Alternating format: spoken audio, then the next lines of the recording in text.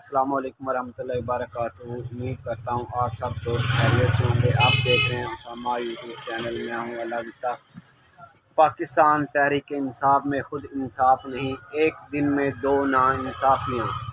पूरी वीडियो पर मालूम होगा कि दो इंसाफ़ियाँ कौन कौन सी हुई हैं। अपने ही कारकुनान से हमसे तो क्या भी इंसाफ और नाइंसाफ़ी करनी, ये सवाल मेरा आज पाकिस्तान तहरीक इंसाफ के हर लीडरान, हर इंसाफ़ी, हर यूथिये से है।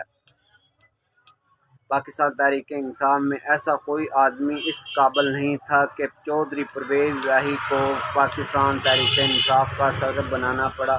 जिसको सबसे बड़ा डाकू कहते थे, आज उसे ही अपना सदर बनाकर सलूट करना पड़ रहा है। ये आज मेरा आपसे सवाल है। पाकिस्तान तहरीक इंसाफ में इस तरह का कोई आदमी नहीं था कि चौधरी परवेज़ इलाही को पाकिस्तान तहरीक इंसाफ का सदर बनाना पड़ा। दूसरा, एक और नाइंसाफ़ी जो खुद तहरीक इंसाफ के अपने ही लीडरान ने आपसे नाइंसाफ़ी की है।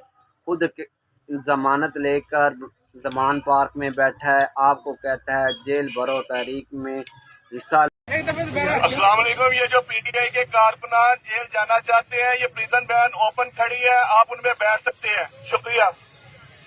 मैं एक गल सीखी है, जिथों एक बार धोखा मिल जाए ना, दोबारा नहीं जाना चाहिए। ਬੰਦੇ ਨੂੰ ਸਹੁਰੇ ਤੇ ਫਿਰ ਵੀ ਜਾਣਾ ਹੀ ਪੈਂਦਾ ਨਾ।